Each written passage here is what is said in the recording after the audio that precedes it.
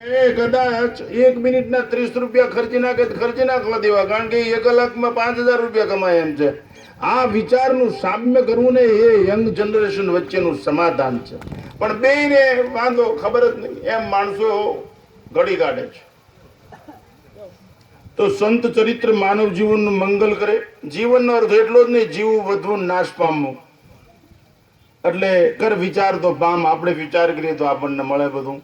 સંતોએ જે કાંઈ પ્રાપ્ત કર્યું હોય છે, તપશ્ચર્યાથી પ્રાપ્ત કર્યું હોય છે, પુરુષાર્થથી પ્રાપ્ત કર્યું હોય છે, ગુરુ કૃપાથી પ્રાપ્ત કર્યું હોય છે, પૂર્વના સંસ્કારથી પ્રાપ્ત કર્યું હોય છે, અનુકંપા અનુગ્રહ થયો હોય છે, કોઈકનો એમ પ્રાપ્ત થયો હોય છે. અહીં ષોડશી ભંડારો પણ છે.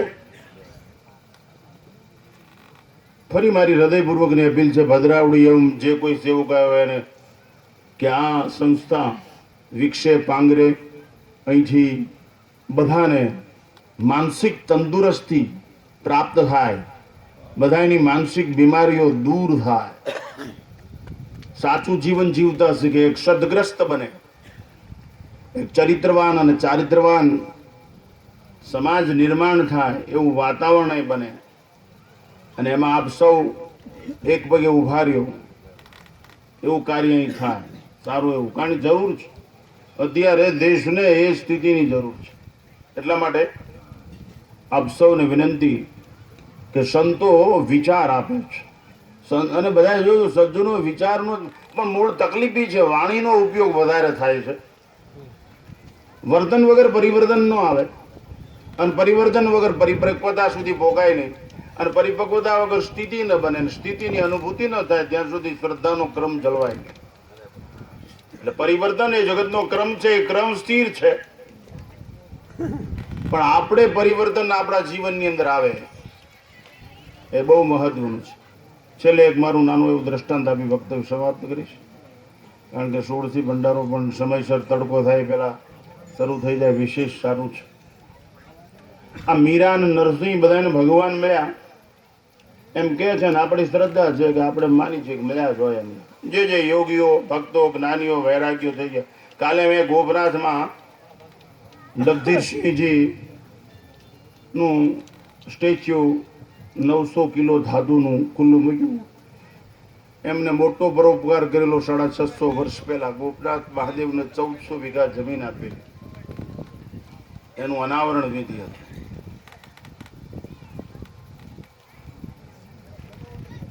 લઈ લેવું બહુ સહેલું છે, આપી દેવું એ બહુ કઠિન છે. વસ્તુ આપી દેવી સહેલી છે, સત્તા છોડી દેવી સહેલી છે. આચરણના માધ્યમ દ્વારા બીજાના જીવન સુધી દિવ્ય વિચારો પહોંચાડવા એ બહુ અઘરું છે. કુરુક્ષેત્રના મેદાનમાં ભગવાને નિશાળ ખોલી, કૃષ્ણમ વંદે જગદગુરુ, અને અર્જુને એમ કીધું કાર્પણ્ય દોષો પત સ્વભાવ પુચ્છામિ તમ ધર્મ સમુદ્ધ જેતા યશ્રીશા નિશ્ચિતમ બ્રુવિતન મેં શિષ્યસ્તમ સાધિમામ તમ પ્રપન્નમ. તો કર્મ ભક્તિ એવં જ્ઞાનનો સંદેશ આપણે એમાં ઊંડાણમાં જવું નથી. અને અર્જુન પાસે જ ભગવાને બોલાવડાયું, નષ્ટો મોહો સ્મૃતિ લબ્ધ્વાદો પ્રસાદાદ અચ્યુત સ્થિતોસ્મિ ગતો સંદેહ કરીશ્ય વદનમ તવ. તો આવી સ્થિતિ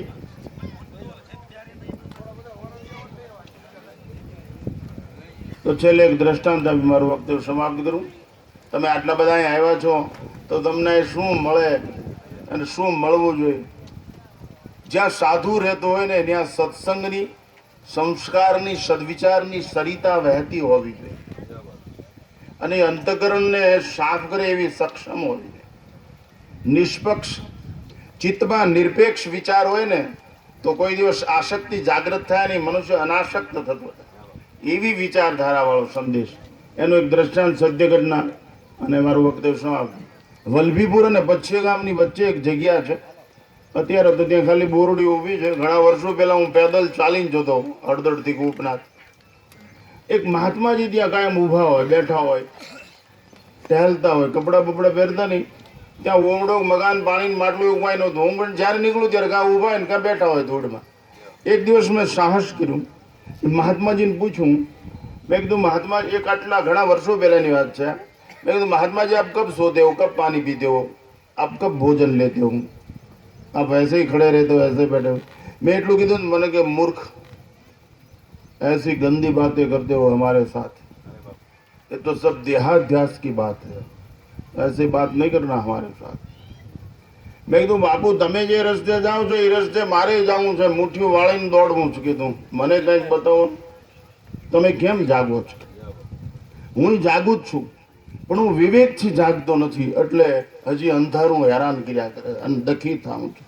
વિવેકથી જાગે ને એ બધાય પામી જાય છે. તો કે મારી પાસે એક રતન છે અને એ રતનનું જતન કરું છું. મારે મારા વતન જવું છે, મારું પતન ન થાય ને એ માટે હું રતનનું જતન કર્યા કરું છું. મેં પણ તમે ક્યાંય મકાન નથી, ડબ્બો નથી, પેટી નથી, કપડાં નથી, કોથળો નથી, તમે ક્યાં રતન છે? તમે કીધું ક્યાંય ડાયટ્યું છે? કે ના ના, મારી પાસે રતન છે, સદગુરુએ આપેલું રતન છે, સદગુરુએ આપેલો વિચાર છે, સદગુરુએ આપેલું દર્શન છે, સદગુરુએ આપેલું તત્વ છે મારી પાસે. એનું હું સદાચાર દ્વારા જતન કરું છું ને એ જ મારા જીવનનો સદગુણ બની રહેશે અને એ પરંપરામાં શ્રદ્ધા બનીને સરિતા વહેશે. એ વિચારનું જતન કરું છું, મારું પતન ન થાય, મારા વતનમાં જવું છે. ન તદ ભાષતે સૂર્યોન શશાંકોન પાવક યદગતવા ન નિવૃતંતે ધામ પરમમ મમ યસ્મિન ગદા ન નિવૃતંતિ ભૂય. ત્યાં મારે જવું છે. એટલે એ વિચારનું જતન કરું છું. એમાં મહાત્માઓ છે, ભલે કપડાં પહેર્યા હોય ગમે એવા, ભલે દાઢી બાલ વધી ગયા હોય, મૂંડા કર્યા હોય, આડું તિલક કર્યું, ઊભું કર્યું હોય, તમને આમ જોવા ન ગમે. અમને જોવા આવે હકબંધ ન જ થાય, સ્વાભાવિક છે, કારણ કે અમે ક્યાંય હાલી નથી. પણ તોય તમારા બાપુ એમાં બે મત નહીં, ભલે કામ કરા ન હોય નટુભા. એનું કારણ અમે સદૈવ તમે અમને આપો, શું આપો? રોટલા કે એકાદું કપડો કે એકાદી ખુરશીને ધંધે લગાડી દો, અમે તમને આવાગમન મિટાવી દે એવો વિચાર આપી શકીએ. આટલી તાકાત સંતોની છે, સદગુરુની છે, શાસ્ત્રોની છે. એટલા માટે આ દેશનો સાધુ એક ઝૂંપડીમાં બેઠો હોય ને એક વારે રામ બોલે તો એને ઘણું કામ કરેલું છે.